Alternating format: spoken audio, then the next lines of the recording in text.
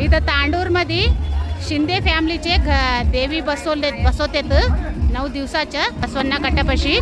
आता त्याच्या हे काय निघालेलं काय म्हणतात, त्याच्या जुलूस काढालेत. आता जुलूस काढून आणि देवी कुठं राहते तिथं जाऊन बसून सोडतात आता ते देवीला.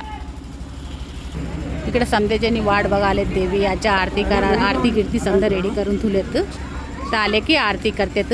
हे बघा एक ब्रदर शिंदे फॅमिलीचं देवीच्या भक्त. तिकडे बघा आमचे लोक समदे वाट बघाले देवीच्या.